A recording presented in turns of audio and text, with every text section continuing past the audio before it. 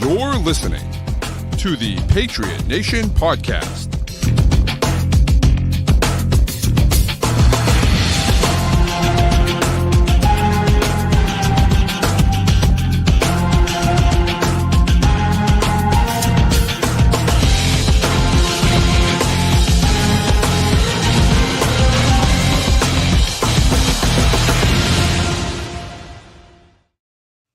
All right, welcome into another edition of the Patriot Nation Podcast. As always, a proud member of the CLNS group of podcasts. Make sure you download and subscribe to all of the great shows to get great Patriots content all week long.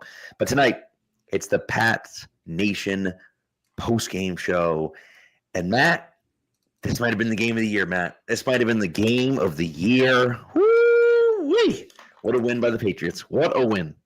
May gets 300. May gets his first fourth quarter comeback. Patriots officially back in the playoffs for the first time since 2021. And it really didn't look like that's how this was going to go at one point tonight. So if you're a neutral fan watching this game, this had to be electric. As a Patriots fan, highly stressful. But oh God, this is why you watch, right? Yeah, you watch to see your team pull through in big moments. And oh boy, was this one of them. And it really was. And honestly, for me, it's, this is why, okay, I got killed for this take last week. I got killed for it. This is why I blamed Drake May for last week. Because rightfully so, he's going to get all the credit for this win, right? We'll mention Kayvon Chasen, and we'll mention the stop by the Patriots, and we'll mention Baltimore losing their ever-loving mind and benching Derrick Henry for some ungodly known reason why. No idea why they would ever do that. Shout out John Harbaugh. Whatever, okay? We'll mention those things. But the thing we're going to talk about is Drake May. And Drake May putting the team on his back and winning this game for the Patriots. And he didn't do that last week.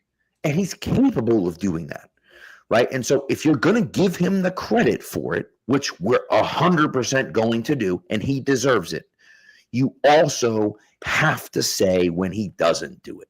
You have to give him the blame when he doesn't do it as well. And so that's why I had that take last week. That's why I stand by that take last week. And that's why I will tell you that Drake May deserves all the flowers for what he did and the way he played in the fourth quarter tonight. He was awesome. To be clear, not all the flowers. I think there's one flowers. He does. I don't want anywhere near Drake May. It's a great point. Although I'll tell you, I wouldn't mind having Zay Flowers on the team. He's pretty damn good.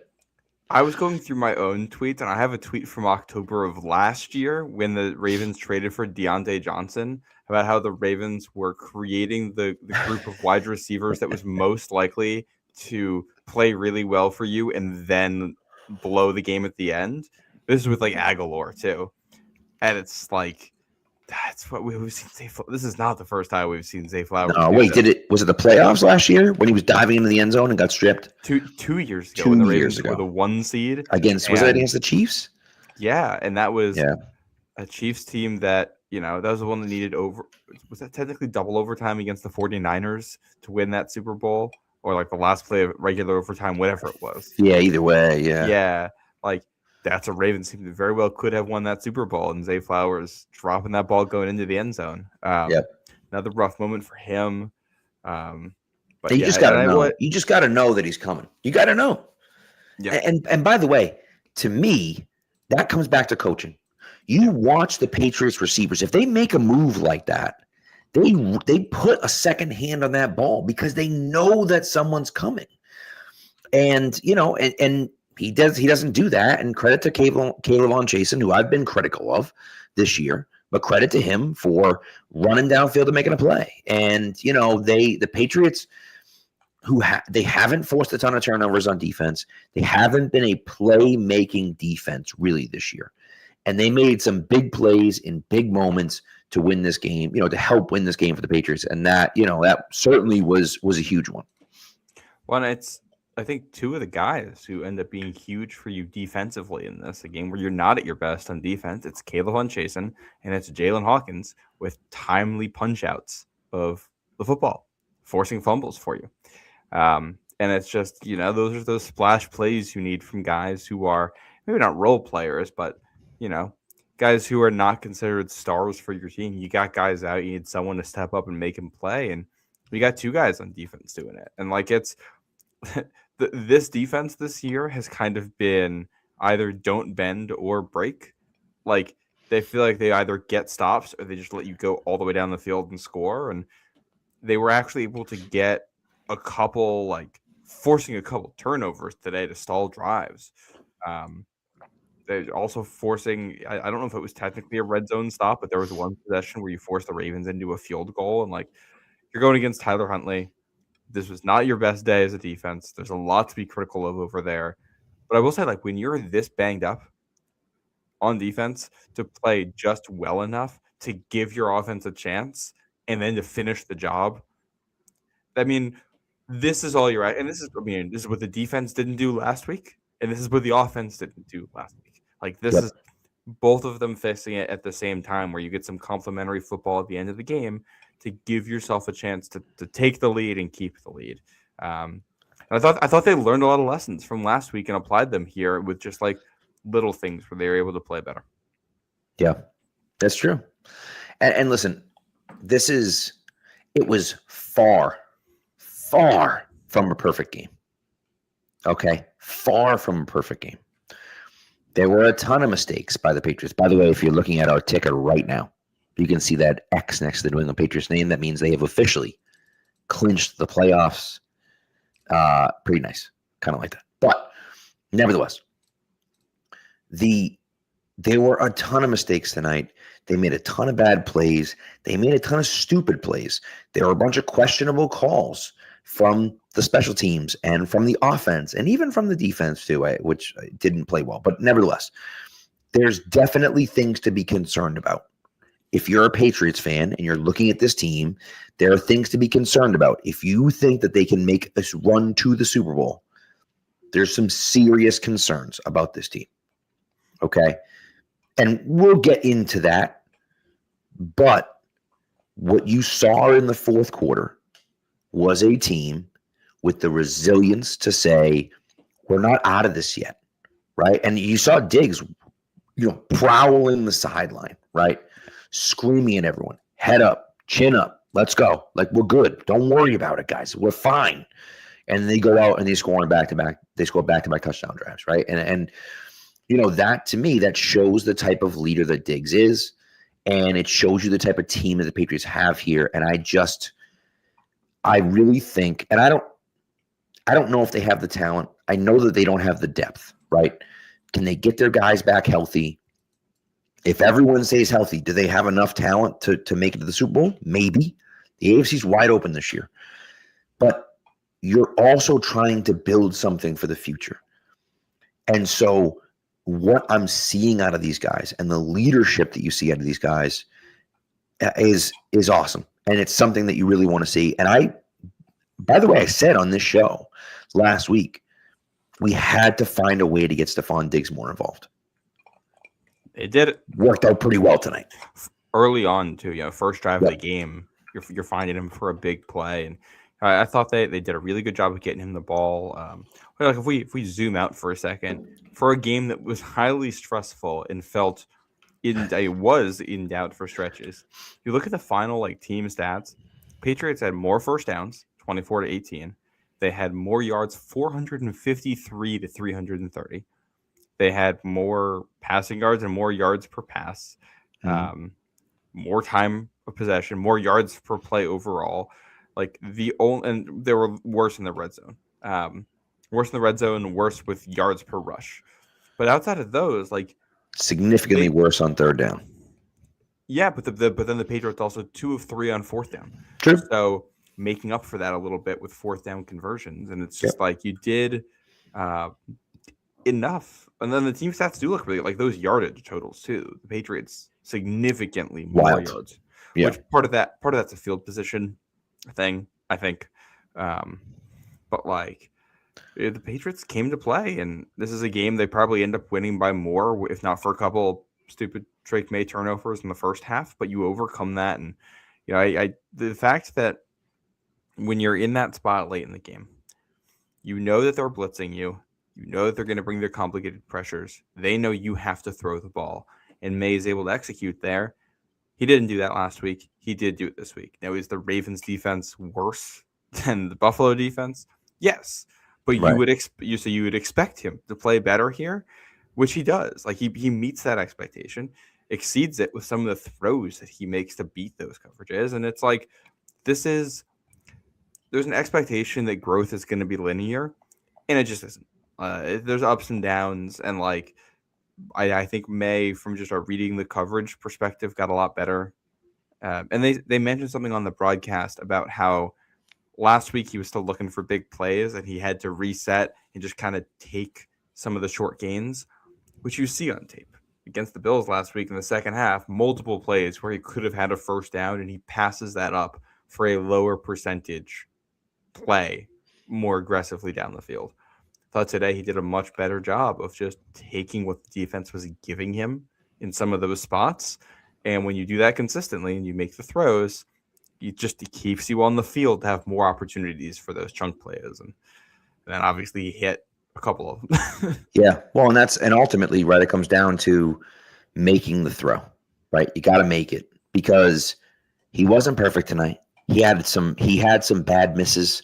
He had some, the throw inside on Diggs was just almost a pick six. The quick slant to Kyle Williams, no idea what he was thinking there. That was almost a pick six by Wiggins. And then the interception in the red zone, which had never had a chance of being complete. I have no idea what he was thinking on that one. Well, I think he had a play like that. It was in the end zone against Atlanta earlier this year, where it's like, I don't hate the decision, but if you're going to miss in the red zone, you need to high miss and wide. Yeah, especially like in that particular area of the field, and he just misses low and short, and that's it's the cardinal sin in that area, right? And it's just like that's where he needs to get better. The fact that you can do that and overcome it, and like that's where the defense comes into it. You make mistakes on offense, the defense bails you out by forcing 2 turnovers. This ends up even with those mistakes, you're net neutral in the turnover department. Right. And one of these gets canceled out right away. That first pick, the next drive is when Baltimore fumbles it. And that's, I believe, when the Patriots go down and score a touchdown. Yeah. Yeah. So you're able to cancel that out right away. And, just doing enough to get the win. Right. And ultimately, that's what it comes down to. That's what you need. Just win the damn game, right? And, however you can do that, whether it's defense, whether it's offense, I think, a concern for me moving forward is the special teams. I think the special teams is a mess right now. I think that, the punt return unit hasn't been able to get anything going. I think partly that's because teams are just like, we just literally can't punt it to Marcus Jones. Like, would anything else but punting it to Marcus Jones, which is probably pretty smart. They're also not forcing a lot of punts right now. It's also true. That's also very true. The kickoff unit has been poor. The start of this game, they were just kicking out of the end zone because they were just like, we're just not even going to deal with it. We'll just give it to you at the 35, right? And then, if I comment on that real quick? Yes. Key play in this game, last possession for Baltimore. It's not a good kickoff from Andy Borregales. I don't think it even gets inside the 10-yard line. And Brendan Schooler just makes a play and makes a great tackle. And I don't remember. I think it was short of the 30. He tackled him. It's 31. 31. Okay, yeah. Because definitely short of the 35. So that's a +4 basically for field position there that you have earned. Like in a way, you can think about that as a 4-yard loss. Well, and it's interesting because Springer talked about this on Friday, where he said, we don't want to just kick the ball into the end zone because that's a 5-yard.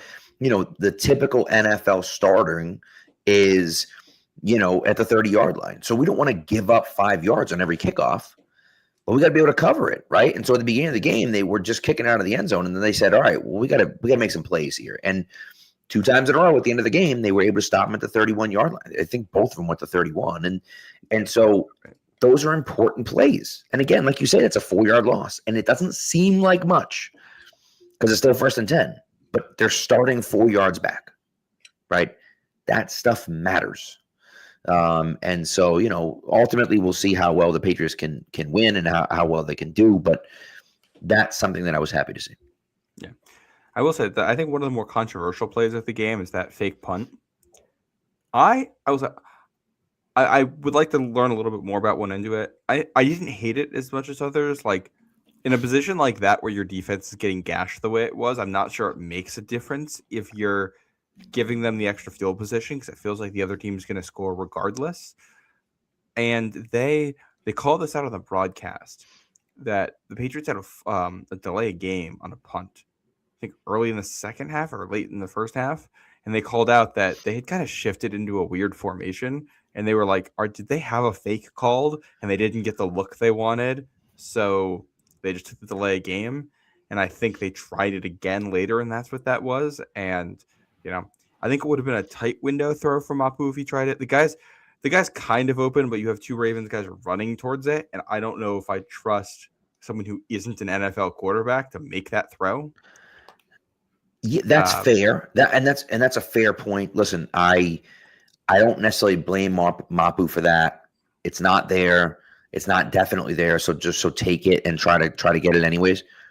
What I don't understand was, why do you call it? You already tried to call it, probably. They're already on high alert I would assume they're on high alert now for a fake. So then you call it again? It made absolutely no sense to me. A little sloppy. When it's 4th and 10, so that's a lot you have to get for it. I will say the flip side of that is that if you're 4th and 10, they probably don't think you're faking it. That's a fair point. That lures into it. And I will say there's no way to call a play like that and not look like an idiot if it doesn't work out. That's definitely true. That's the nature of trick plays. Like you're not trying to out execute the other team. You're trying to fool them mentally. And if you just don't fool them mentally, it's not going to work. Then it's not going to work. Yeah, that's true. It's true. So it's a small second guess for me, but still a second guess where I kind of just be like, I didn't love it in that situation because I just didn't think there was a high percentage of it working. Because, like I said, you would already, like any coach worth their salt is going to look at that and say, okay, well, clearly there's a trick play that they have up their sleeve. They may not run it again, but be on the lookout for it just in case. Well, John Harbaugh is a special teams guy too. So of all the teams to run that against, and maybe I got to go back and watch some film and try to look for whatever it was that they were hunting for in that look. But, But hey, you know what? They won, so it doesn't matter. That's right. Maybe in 20 years when someone goes back and watches Patriots games, they're going to find this and be like, wow, I didn't know they tried this fake punt in this game. Like they could have lost. It's true. By the way, Danny says, I don't care what the stats tell me. Drake May is my mother effing MVP. I don't blame him. Listen, I don't really care about the MVP conversation, right? You were saying Ben Solak. You said, read the tweet that Ben Solak gave. It was what his MVP ballot would be right now. He'd have May 1, Herbert 2, Stafford 3. Yeah, right now. Yeah, and I can see that, and the point you made about Herbert, I think is perfect. That like that team is a disaster. That offensive line is non-existent, like literally non-existent right now. Well, and they've had like every quality starter on that line. I think has gotten hurt this year. Like there's no. It's one of those like what do they call that in like insurance where it's like an act of God or whatever, like a freak thing that happens. Yeah. Like that's what happened to the Chargers offensive line this year. There is no plan for, every good player got hurt. Well, and they have an awesome offensive line, and every single one of them is hurt. And it's like, okay, so we're just playing backups at every position. Like it's just ridiculous. Well, and it's like there's no good, like it's hard to have good offensive line backups in the NFL, and then even by that standard, these guys aren't, because they just like they're in the rebuilding phase of their offensive line, and this is supposed to be the year it came all together. So all the backups are the guys that they've been like trying to phase out. It's like, all of us. It's like us playing Vidarian Low, except it's Vidarian Low at all 5 spots on the line. Yeah, it's fair. It's a fair point. But I just, oh man, like, yeah. So I get that. I understand where he's coming from with the Herbert thing. I don't know if MVP matters to me. It doesn't really make a difference to me. But I think that this one's interesting because this game happens in prime time. Yeah. And because May makes the big plays, right? And of course, the winning touchdown is scored by Ramondre Stevenson on a carry. But nevertheless, because Drake May makes the plays to get them down there, throws the 2-point conversion, has a beautiful throw to Kyle Williams, has a really nice conversion to Stephon Diggs on 3rd and 15 after a garbage offensive pass interference penalty against Kayshon Boutte, makes a nice throw to, Mac Hollins. He's driving them down the field with passes. It's one of those ones where it's like, okay, we're stamping it here. Like this is that game for Drake May. I think it's still a little bit open right now, just like Stafford also looked really good in prime time. And the Chargers, if we're going to have Herbert sneak into this, the Chargers play in prime time on Saturday. Yep. They get a standalone game there. So if the Chargers, that's at home, I think, against Houston, if they do well against Houston, maybe this conversation becomes like a 3-way race coming into the final week of the season. Especially if, I think if Denver, there's no way Denver's going to lose, right, to the Chiefs with their 3rd string quarterback. I can't imagine. I just can't imagine that Denver possibly loses to the Chiefs. But the Broncos have not wrapped up the division yet. Yep. So, like, in theory, if they somehow lose that game and the Chargers win on Saturday, then the Week 18 game between the Chargers and Broncos would be for the division. If that scenario somehow happens, then I think Herbert's very much alive in it because he's going to get a Week 18 primetime game for the playoffs. Yeah. For the division. Right. Yeah. And if he plays great in that game, especially against a very good Broncos defense, who, by the way, Trevor Lawrence carved up today, but nevertheless, against a very good Denver defense, this is that could be his path to it. Which I will say, it's too little too late, I think. But like Trevor Lawrence is a name that maybe should be in the MVP conversation right now because he is balling. He's been fantastic. And I think it's one of those funny things with Lawrence where, I was like, is this guy a bust? I think we were ready to call Trevor Lawrence a bust. And he gets a real offensive coordinator, real offensive coach in Liam Cohen, who designs an offense around the players that they have. They trade for Jacoby Myers, who fits the exact hole that they needed. He fit the exact spot that they needed. And he's come in and played very well. And so you start to look at it and say, okay, like they figured out what they want to be able to do. They can run the football pretty effectively. They have some quick screen games, and Trevor has been fantastic in the last 2 games. And he's probably not going to have done enough for me to win my fantasy matchup, unfortunately. But he's been fantastic, and it's one of those things where, like, if he had done this like for since starting, started week 4, week 5, then I think he'd be in the driver's seat for it because he's been fantastic the last few weeks. Yeah. Which I will say, I think you look at seeding here for the Patriots. So the way it kind of breaks down the stretch here. The Patriots win both games, and the Chargers lose either, the Broncos lose either of their remaining 2. Patriots are the 1 seed. Yep. It really, to me, does feel like there's a big difference between the 1 and the 2. Massive. Not just because of the first round bye aspect of it, but also to me the fact that like that 3 seed's either going to be Jacksonville with Trevor Lawrence playing the way he is, or a Houston team that they didn't look good today. But that defense, I think, can travel and win anywhere. So it's like, all right, if you're the 2 seed and you win, you're probably going to have to play one of those teams in the next round.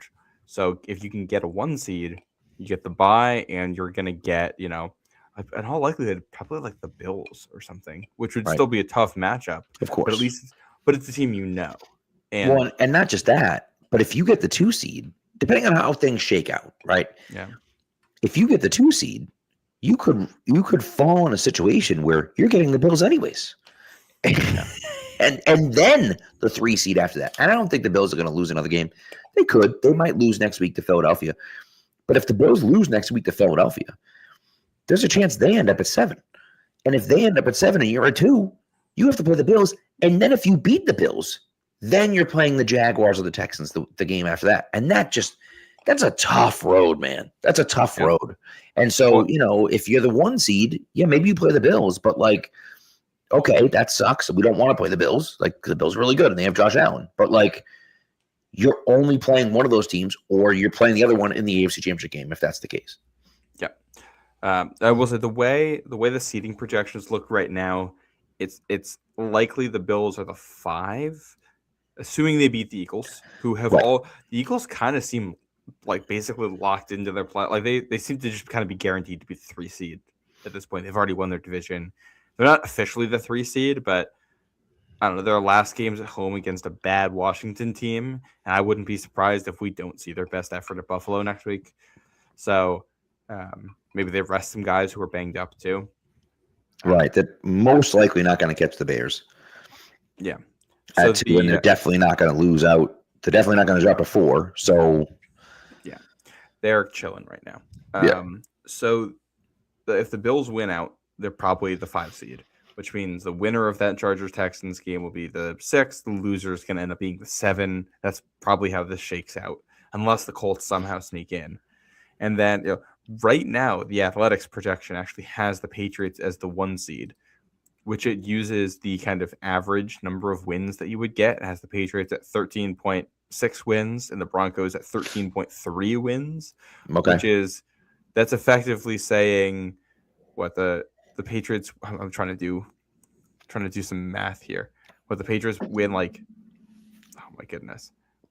It's saying we have 1.6 expected wins in the next 2 games. So that's correct. We have an 80% chance of winning. That's what I was trying to get to, like an 80% chance of winning the next 2 games. 1.6 out of 2. Yeah, I got you. Yeah, and then the Broncos have like what, a 60%, 65% chance of winning their next 2. Like that's basically what that comes down to. So it's we might actually end up, if the Patriots win next week and the Bills lose to the Eagles, you end up with a situation where it might be the Patriots and Broncos both playing in the 4:00 window on Sunday, week 18, because they have to play at the same time for the 1 seed. Right. Like I think we're in a real position here where I'm starting to expect a 4:00 game week 18 over the 1:00 game, just because like you'll need it to play at the same time as whatever's happening at West. I would agree. Yeah, I would agree. So. But we'll see. You're right about that, though, because especially if it has seeding implications, you don't really want the Patriots and Broncos playing at separate times. You really want them playing together, especially if it's for the 1 seed. It's one thing if it was for the 4 seed or the 3 seed, depending on who's going to be 2 or 3. It's like whatever. We're talking about like who's going to get a first-round bye. I think it makes sense to put that at a 4:00 game because then you're talking about, okay, the Patriots have a chance to be the 1 seed, but the Broncos have a chance to be the 1 seed. Let's put them both on, let's put them both at the 4:00 window. That way they end at the same time. And then, the seeding gets figured out that way, as opposed to the Patriots already played in 1. Now the Broncos have to go out and win in order to get the 2, in order to get the 1 seed or whatever. So, I mean, whatever. It doesn't really matter. But I just think if the NFL cares about, which we know they do, if the NFL cares about building the most amount of drama, you want to be able to, on Red Zone, switch back and forth between the Patriots and the Broncos and say, oh, this is the implications of the 1 seed. No, this is the implications of the 1 seed, So we'll see. Yep. Well, and then I think when we look at the seeding, this game for the Patriots was massive as well because Jacksonville goes to Denver and wins. Yep. And that means that if you lose today, you drop to the 3 seed. Correct. But it's funny because once Jacksonville won, if you looked at the odds of it, all of a sudden the odds of the Patriots being the 2 seed dropped massively. Yep. Because things hinged so much on tonight's result. If you're tied with the Broncos, then you are 1 Broncos slip up away from being in first place. And if you're tied with the Jaguars, you have to jump them to get back into second. Correct. And that late comeback today, and especially so from the Patriots perspective, it's big. From the Ravens perspective, the Steelers just won today. So it's not an elimination game, but it's a de facto elimination game. What the Steelers' magic number is now 1. Right. They either have to, in order for the Ravens to win the division, because they can't make the playoffs outside of that. Yeah. The Ravens would have to win their last 2 games, and the Steelers would have to lose their last 2 games in order for the Ravens to win. The last game is Ravens-Steelers. Correct. But next week, the Ravens play the Packers, and the Steelers play, is it the Browns? I believe so. Yeah. So the Steelers win that game, then it's division's wrapped up. Right, it's curtains. And by the way, the Browns have been... Ravens Packers is the Saturday night game, so we might actually know if the division's wrapped up before that game even plays. That's true. That is true. Yeah. But this is a Ravens team that really does have their backs up against the wall. Like they needed to win this one tonight, and to walk them down the field twice with their season on the line. I mean, in that environment, like that's a great environment for football. It's truly impressive stuff from everyone involved in this offense, including. I totally agree. We're going to take a break in a minute, but before we do, James says, I'm going to read this because it's just hilarious, and I appreciate this, and so I'm going to read it out. It says, I'm not sure there's a way to quantifiably explain how bad that no call is in the English language, talking about the Keyshawn Boutte no call. German probably has a word for it that's 30 letters long and would be great for an indie band name. I'm not sure what it is, but he's probably not wrong. Danny had mentioned, let's talk about it, and that was his response to it, and I thought that was perfect. I just have no idea. I believe Chris Collinsworth said, any instance you get tackled, that should automatically be that's automatically pass interference. And for some reason, they did not throw it. I don't understand why. If you call offensive pass interference against Keyshawn Boutte on a weak offensive pass interference, and then you don't throw that flag, I have no idea what we're doing here. Well, it is textbook pass interference. The defender was intentionally trying to interfere. Correct. And that's ultimately what it comes down to. And then you want to turn around and say, well, the Carlton Davis one was defensive pass interference, and the Marcus Jones one last week was defensive pass interference, both on huge, massive, game-changing plays. And you call both of those DPIs, and then you don't call this one. It's unconscionable that you don't throw a flag on that. And ultimately, it ended up not mattering for the Patriots. Right, they win the game anyways. But if the Patriots had lost this game, the Patriots would look back, and Patriots fans could look back and say, "What are we even doing here? Like, what are we doing?" The refs, whatever. You can say the refs lost the game or whatever, but it doesn't matter. Like, that's crazy they don't make that call. No, I don't. It is like the defender made the play anticipating they were going to throw the flag. Like he didn't care they were going to throw the flag. You're just thinking that the flag is better than him catching this and going into the end zone. Exactly. Yes. Yeah, like that's the decision you're making there. And I think what makes this more frustrating is that Boutte gets hurt on the play. Right. And like we've talked about it on this podcast, there's been a trend now of Patriots receivers getting hurt on plays with head injuries and no flags coming of it. Right. This is like a 3-year trend, and I don't get it. Like it doesn't make sense to me. It seems entirely random. It's just bad luck. But with the Marcus Jones play last week and the Saints offensive pass interference penalty, for something to be clearly a worse call than either of those, in another tier, is impressive. Yeah. And I just don't you just can't have that, because the Patriots do end up moving the chains there and you get the touchdown, and in some ways it benefits you because you end up scoring slower. Right? Yeah. Yeah. But also you had a 4th and 2 in there where you got a DB diving at the ball and it gets by him by an inch to get to Stephon Diggs. If he breaks that up and the Ravens go on to win, if you call pass interference and the Patriots don't get into the end zone, you're still tying the game. You're in field goal range. Right. That is basically setting up a 100% chance of a tie game situation, like a 98% chance of a tie game situation if you don't get into the end zone. Well, and this is one of the reasons that off the board. Yeah. This is one of the reasons why I think everything should be reviewable. And again, you get into a tough situation because you can call holding on every single play. Every single play you can call holding. You could probably call defensive pass interference on most plays. You could call a lot of things on every play. But it's the clear and off. That's every single person in the entire world watches that play and says that's obviously defensive pass interference. Every single Ravens fan in the world would say that's obviously defensive pass interference.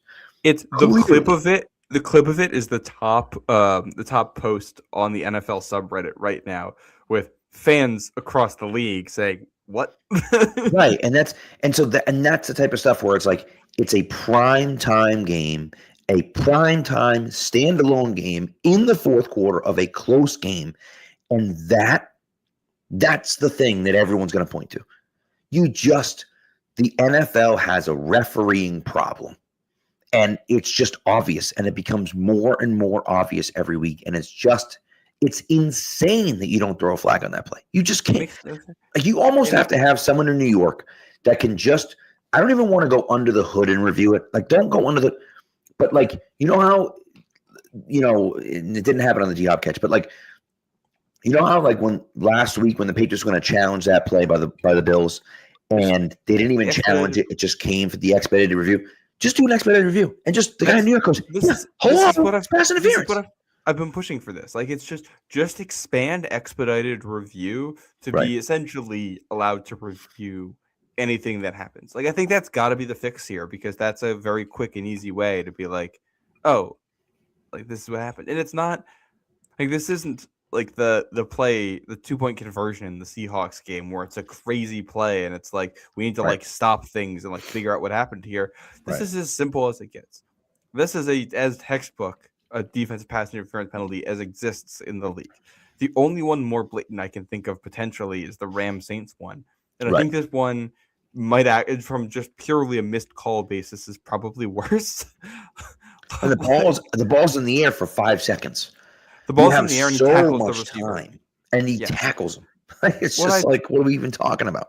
And I genuinely wonder if the refs were so focused on trying to determine if he caught it or not that all of them just kind of forgot to take into account whether it was pass interference, which is like, I get that there's a human element here, and like, I don't know, refs are going to make mistakes, even incredibly dumb mistakes. They're humans, and like, you can train them as well as you want, and stuff's going to happen. That's why, just give them a little help. Just use the expedited review works, and it's helped all year long. It's one of the better additions I think they've made to the league in recent years, because you can just buzz down, hey, we missed something, we're going to fix it. And it barely even slows down the game. Just add that for some more things here. Right. And I agree with that. Because this could have, that single blown call could have entirely shifted seeding across the entire conference. It's true. Yeah, and that's just not acceptable. No, not at all. So, not at all. So, all right. Want to pay the bills? So there's that. Yeah, let's pay the bills a little bit. Not the actual bills, like our bills. And then we'll get into some other stuff on the other side of this. All right, this episode, of course, is brought to you by Prize Picks. Prize Picks is the single best daily fantasy sports app out there on the market. You need to go out there and download Prize Picks. And again, Prize Picks, it's the best place to be right, to make the right decisions and be right. And for me, I enjoy Prize Picks. I was on a little bit of a streak. This hasn't been happening. It hasn't been my day the last few days, but that's okay. That's all right. We're getting back on it. And listen, there's a lot of great things going on right now for Prize Picks. There was Picksmas going on. I believe Picksmas is still available as well. But get on there. All right. And again, now they offer early payouts. And the early payouts is nice because if your lineup gets off to a hot start, you might have the option to cash out the winnings before the game even ends. And again, it's fantasy playoff time, as I mentioned. If you're going to be eliminated, by the way, in the fantasy playoffs, like I am in all of my mini leagues, unfortunately this week, here's an opportunity for you to play daily fantasy sports, and you don't have to worry about those leagues that you've lost, unfortunately. And so maybe you lost money in those ones, but you can win money here on Prize Picks playing daily fantasy sports. What you're going to do is download the app Prize Picks, put in the promo code CLNS. When you do that, you're going to get $50 in lineups after you play your first $5 lineup. That's code CLNS on Prize Picks to get $50 in lineups after you play your first $5 lineup. Prize Picks. It's good to be right. All right. There you go. Oh, here we go. James has made a word. And I can try to pronounce that. No, I can't. it doesn't matter. Which would translate to mean inexplicably incomprehensibility. I like that. And he's going to release a debut album early 2026, apparently. So, all right. So there you go. We'll be anxiously waiting with bated breath for that. Yeah. Where do we want? I think we got to talk through some of the plays in this game because we've talked implications. Yes. I feel like we haven't talked much about the specifics of this game. Where do you want to start? Oh my God, dude. There's so many. There's just so many. Oh God. So I guess the place I really want to start is the run defense, which I get that Robert Splain's out, and I get that Williams is out as well. I get it. Okay. But you just can't be that terrible against the run. You can't be. You just can't be that terrible against the run. And the Patriots got gashed all night long. All night. Derrick Henry averaged 7.1 yards per carry tonight. Zay Flowers had an 18-yard touchdown, but like Derrick Henry destroyed the Patriots today. And I know Derrick Henry's a good running back. I know that. But he hasn't been able to do that against most teams this year. And the Patriots just cannot stop the run. That's a huge problem going forward, I think. At least tonight, I did think it was more a talent issue than a scheme one. Like I mean, some of it's coaching. I like one clear thing of it being coaching is that like the Zay Flowers touchdown run, any of like the side to side stuff, like that gets us. I feel like there's just like the free bingo square of playing the Patriots is that you get one 15-yard jet sweep to a random wide receiver every game. That's just gonna happen. And we just are not good at defending that. That's a coaching issue because that's like eye discipline and stuff. But the Derrick Henry stuff, I really did feel like a lot of it. Well, there's some scheme stuff there. A lot of it's like Milton Williams is out. Khyiris Tonga goes out mid-game. Joshua Farmer goes out mid-game. And it's like we're relying on Barmore, who's awesome, but then like Corey Durden and Eric Gregory. Like that's your defensive line. And you only had one 3-down linebacker on this team. The rest of these guys are role players. And I don't know, like we knew that this was an area where we thought the Patriots had some pieces that we liked before the season. We were hoping someone could step up and develop into a role, and just no one has. Like I don't really feel worse about any of the Patriots linebackers than I did before the season. It's just that we know what they are, and they are not guys who can be 3-down linebackers on the championship football team. Well, that's. Like I think there's things you can fix schematically about the run defense, but I also think a lot of this is just like teams are gonna do this to you until you get Spillane and Williams and Tonga back. Well, I think that's my biggest issue is that's a problem, right? Like that's the problem that I have with them, and I think that this is where the Patriots being in year one, right, of their rebuild comes to light. Because they just don't have the depth, right? Guys go down, and I think Milton Williams at the beginning of the year when Milton Williams was there and Robert Spillane was playing well, they were stopping, right? They were shutting teams down, right? For that first 7 or 8 games of the season, they didn't allow a rusher over 50 yards, right? The first time they did was in that Tampa Bay game, and so that matters, right? They were playing really well against the run, and then all of a sudden they couldn't stop the run. And those two guys go out, and specifically Williams goes out, but those two guys go out, and you have no answers for anything. Yeah. And I think that that's a concern. And obviously they have a lot, in my opinion, the lack of depth is something that shows on this team, right? And again, that comes back to drafting. That comes back to not hitting on any of your late day 2 and day 3 picks.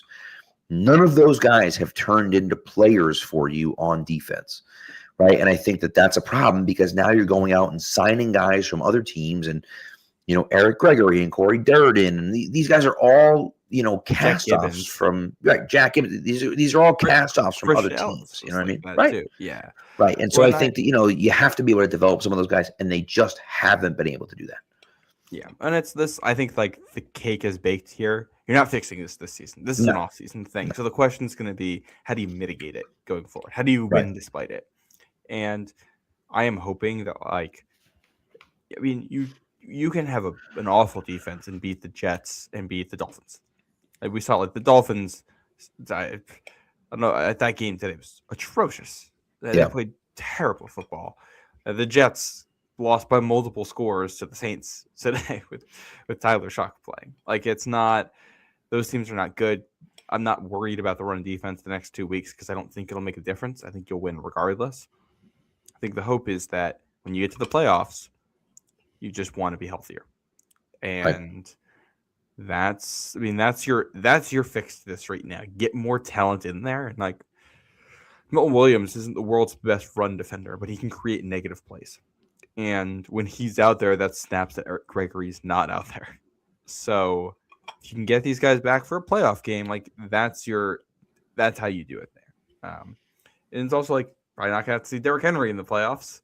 I'm trying to think of like the Broncos running game is good because it's scheme diverse and well coached. So like that's a problem, but it's not crazy dynamic. Jaguars are kind of the same thing.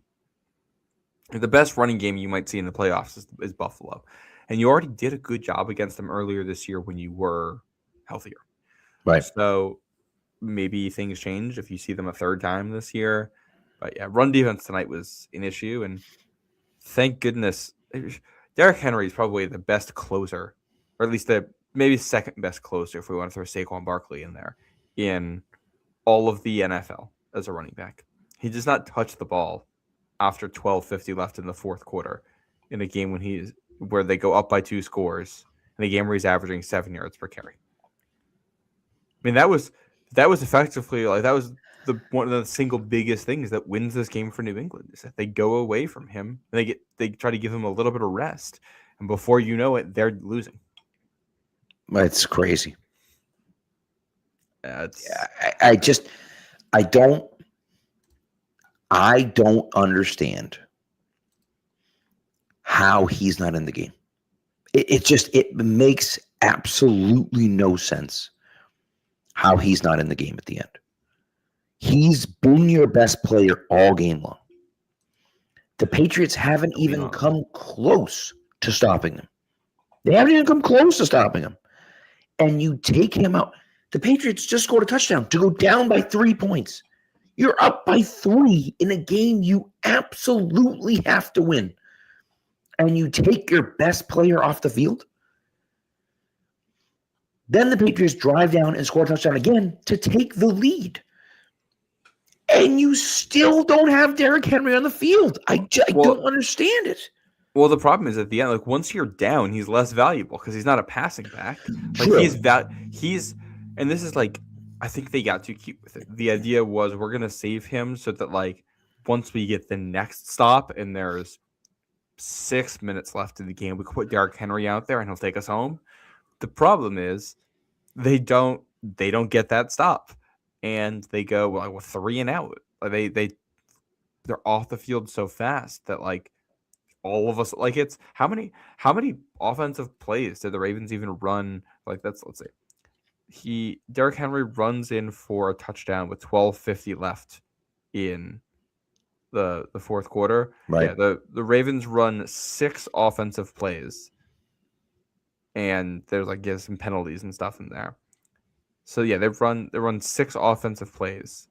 Well, that's what I also didn't understand. And then the Patriots have the lead. So like you barely even have an opportunity to try to run things down with Henry in there, and they just blow it. Well, that's the other part. Well, that's what I didn't get. Okay, you don't want to go for it right away. You picked up a first down. Yeah. Then you still don't put him in? That's where it makes absolutely no sense. If I were a Ravens fan, I'd be losing my mind after that tonight. Because that sequence where you get a run stuff on Keaton Mitchell on first down and you force Huntley to scramble to set up a 3rd and long, right? That's basically defensively like that's one of the key points in the game. Like I look back at Super Bowl 49. It's like when Rob Ninkovich gets that sack in between the 2 Patriots scoring drives. It's like, all right, like that's the one defensive play you need to allow your offense to have a chance. that back-to-back sequence, you got to run stuff and force Huntley to scramble for a short gain. Is like that's when it turns. And you force him to a 3rd and 7, and Tyler Huntley's not going to beat you on a 3rd and 7. Like I wasn't that worried about that. Right. And then it's just march down and score. And Ravens just overthinking it there. You're getting way too cute with it. And like this is why you have to play. Like it's I don't know. If you lose this, you're basically eliminated from the playoffs. Like use Derrick Henry. If he gets too tired and all of a sudden there's 2 minutes left and you're trying to run the clock out and you can't use him, then so be it. When you have the lead, like that's the time to do it. Don't wait around because sometimes you won't get the chance to use it. Yeah, it's crazy, absolutely crazy. You want to talk about the Patriots offense in this comeback? Yes. What was your favorite play of those last couple of possessions? I think it was probably. That's a good question. I have. Go ahead. Answer. Go ahead. It's got to be the touchdown to Kyle Williams. So good. Oh, so good.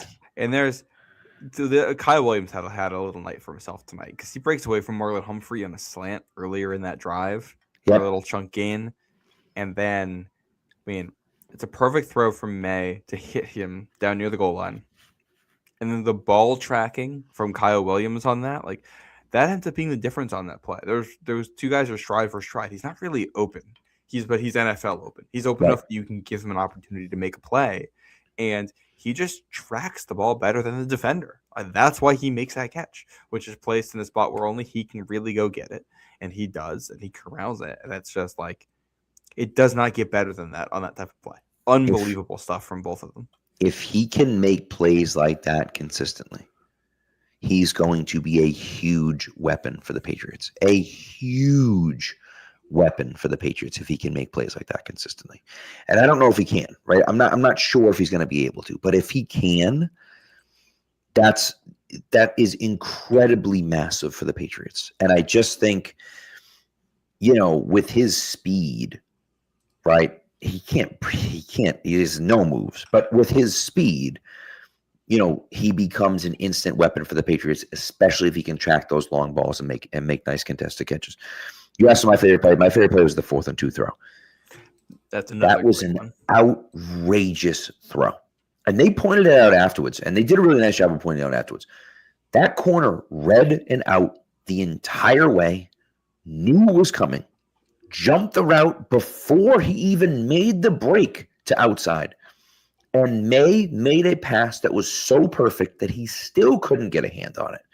And there's just nothing you can do. As a defensive player, you know it's coming, you know where it's going, you're in the right spot, and the quarterback makes a perfect throw. There's nothing you can do about it.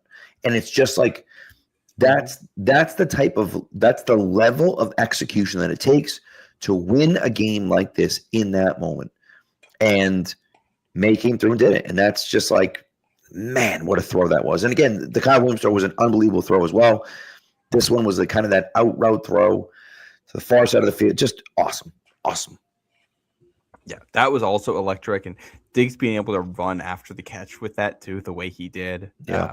Diggs exceptional today. And I think we have to read the stat lines. From May, it was 31 of 44 for 380 yards, 2 touchdowns and a pick. Mm-hmm. And for Stephon Diggs, 9 receptions, 138 yards, no touchdowns, but a long of 33. And 9 receptions on 10 targets. The only time he was targeted and didn't catch the ball was that 3rd and 5, I think, to start, or 3rd and whatever, to start the second half, where I think Marlon Humphrey got a little grabby with him. Yep. Which that to me was a play where it's like that was more contact on that play than there was, I think, on any of the defensive pass interference penalties called against the Patriots. Way more last week. And it was a throw inside, and that was another one that May missed inside. When he can't miss inside there, and he missed inside, and you're right, that probably should have been a penalty, but I will say, like, I don't necessarily hate not calling that, because like that's an incompletion because the quarterback puts it in the wrong spot, and the interference is kind of not relevant to the fact that the quarterback puts it in the wrong spot. but that's not how the rule is written, and that's not how they usually call it. So Right. like I don't mind if they just called everything that way, and we took the whole uncatchable pass thing a little bit more literally. But yeah, to a couple non-calls there that didn't make much sense to me. Yeah. But those last couple drives, just that obviously you've got the long touchdown, but Hunter Henry with a couple nice catches just to get you rolling. You got Kyle Williams one in there, Mac Hollins with a good catch. Mac Hollins has been exceptional this year. I think you could make a case that Mac Hollins has been the Patriots' best receiver this year. Over the entirety of the season, you could make a case that he's been their best receiver. Certainly their most consistent. Yeah, he's the safety blanket. Well, and I think one of the kind of not unheralded, but like important plays, the first play of the last touchdown drive, 20-yard completion to Mac Hollins. Yep. And that play is important because like obviously it gets you started and it gets you moving on a drive like that, but also you're backed up deep in your own territory and it's a 20-yard completion. So that puts you in a spot where you're further away from your own goal line, so you have to go for it on fourth down. You feel more comfortable with it. And also, there's enough time left in the game that if it's 4th and 8, you might just punt it away and try to get a stop.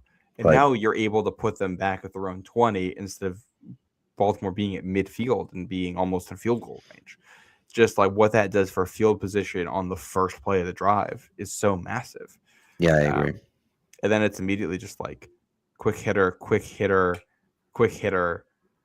and then the Diggs 4th down play. And I will say if you don't May finish with 380 yards, the touchdown run was 21 yards. So if they just finish that drive through the air, May hits 400 tonight. Right, it's pretty wild. So, by the way, ASJ asked, was Marcus Jones inactive? No, he had the game-winning fumble recovery. So he wasn't. I mean, he didn't have a ton. He didn't have a ton of plays tonight, but only one tackle. He wasn't. No, but he also didn't give up a ton of plays either. I didn't think. And again, teams are not going to punt to him. Smart teams are not going to punt to him. They're just not going to. And so, I think you're going to get to a situation where, not that he's going to be useless on the punt return game, because he's going to get some, but he's just not going to have a lot of them, because why would you punt to him? It just doesn't make any sense. And so, that is unfortunately, I think, where we're going to be the rest of the season. Well, in that last punt for Baltimore, they really were not trying to kick to him. And it was a spot on the field, too, where you're probably not getting a return regardless. They're probably just pinning you at the 10, and you're going to catch it and fair catch it right there. Right. But they're trying to kick away from him, which is, that's an impact you have.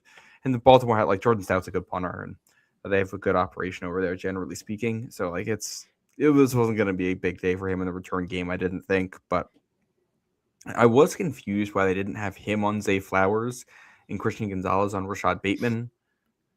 I agree with you.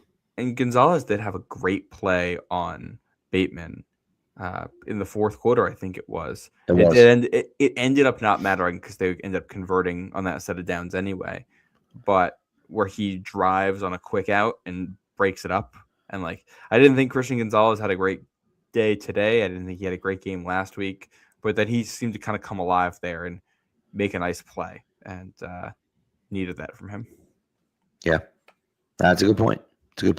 So, and then running out the clock too for the Patriots. Read option. Drake May taking the ball to ice the game.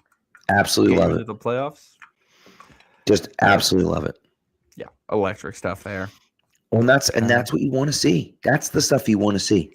That's got to be live. You got to be able to run the ball with Drake May a little bit. He has the athleticism to do it.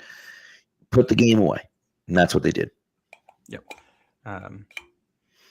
For other guys that stepped up, I thought Ramondre Stevenson had a great game. Yep. Ran the ball well. Had that really nice catch and run.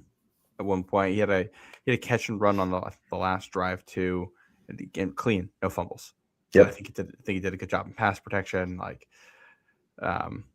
with Trevor Henderson out and obviously no Antonio Gibson, like you needed him to have a good game, and he did. Yeah, I thought Jared Wilson had a good game on Ramondre Stevenson's game-winning touchdown. He has the ceiling block on it. Yeah, he had an okay game. He got beat. Man, the play that Kyle Williams is a good player, but Kyle Williams came in on a blitz, and it was I don't think it was a Kyle toss. Hamilton. Yes, thank you, Kyle Hamilton was in on a blitz. Oh, this is the run to the left side. Yes, and that was through his chest. It was wide open. I mean, there was one guy out there. All Henderson was gonna have to do was beat one guy, and it was a touchdown. And he just loses instantly. Yeah. If he makes that block, Travion might have been taking another one to the house. So of course he leaves with a concussion, but we'll see what that means for next week. Kayshon Boutte, I assume, was a concussion as well. We'll see what that means for next week. And usually guys who get a concussion do not play the next week. That's usually one game missed. So it's like that's I think a big concern right now is that Pop leaves this game with an injury. You have two offensive skill guys. Two of your explosive offensive skill guys go out with concussions in the same game. Kyrus Tonga leaves with an injury. Carlton Davis leaves with an injury. Like that's something that didn't end up coming up. Carlton Davis makes a great play on the first play of the Ravens' last drive, gets injured on it, and then you have Del Pettis in coverage on Zay Flowers on that last play because Charles Woods, who's your fourth corner, also gets hurt and is out of the game. Tonga's out. Farmer's out. All of these are situations to watch for next week because there's a point where you only have so many roster spots. Right now, the healthy wide receivers are Mac Hollins, Kyle Williams, and Stephon Diggs. Like those are and like it would be those three and Efton Chisholm next week. Well, right. And not just that, but these two games are must-win football games. Now you're playing the Jets, who are terrible. Just a dreadful football team. But still, you still have to win those games, And They're professionals, and you have to show up and execute. Correct. So, we'll see. That's a concerning thing. I think I'm going to see if we have a line for the game next week yet. I'm curious. I would think it'd be the Patriots like -5.5, maybe. I can't. It's definitely not going to be. I think it'll be more than that. Certainly could be. It's more than that. What is it, like 10.5? 12.5. Jesus, it's a lot of points. The Jets are bad, and like the only way the Jets are able to be competitive in the first matchup was Fields had a really good game running, and Fields is not their quarterback anymore. They're not. True. They don't have a running threat at quarterback, and they have an awful player there. So, I don't. That game shouldn't be competitive, but you have to show up and make that happen. That's a fair point.